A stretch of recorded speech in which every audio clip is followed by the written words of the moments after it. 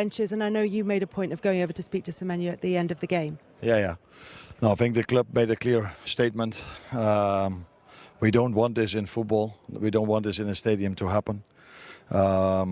But especially not at Anfield. So we should talk about that. We should talk about maybe that for a long time, because it's unacceptable that something happens like this in a stadium, let alone at Anfield. And that unfortunately gets the shine off. I don't know if that's really good English, but because our fans were unbelievable when you talk about the tribute for Diogo. So, but what happened over there is definitely, I didn't hear it. I only can say that that this should definitely not happen in a stadium. And the club, as you say, have put out a statement saying that they condemn abuse in any form. And I know that it's with the police, so there's a limit to what can now be said. Yeah. As you said, that we could have been talking about a fantastic game, and we will talk about what was a fantastic game. You take all 3 points from it. Were you happy with everything that you saw out there? I think it was a great game to watch, and this is why football. This is what football makes so great. 3 parties involved that wanted to play a very nice game. Us, Bournemouth, and the referee. So high tempo, no time wasting, no diving. Just keep on playing.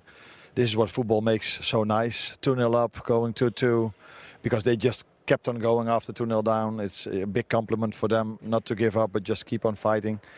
And then we did the same after we conceded the 2-2. And not only we, our fans were at that moment of time. And even before the game, when during the You Never Walk Alone and the tributes for Diogo, the banner they had, it altogether it should be about that.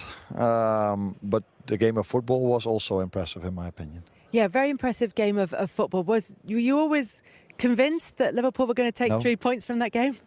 No, because we played them last season here when we were 3-0 up. They just kept on going. They were in every stat, running stat, very high last season, and you could see today again. We, by the way, as well, but you could see today again how fit this team we faced was and never gave up. Because you can talk about rest defense, but I think the moment we lost the ball in both situations, the rest defense was in order. But the pace they have, the tempo they sprinted all the way, it was a 4v2, I think, on this side. That's also credits to them. But like I said, they faced a team that's really fit as well and never gives up. We've lost many players during the summer, but we didn't lose our mentality. I'm really interested in that point, because I've heard you make it in almost every interview that you've given, because you're asked so often about the players who've come in, but you're always at pains to emphasise the players who've gone over the summer. Not always, because it's only the second day I haven't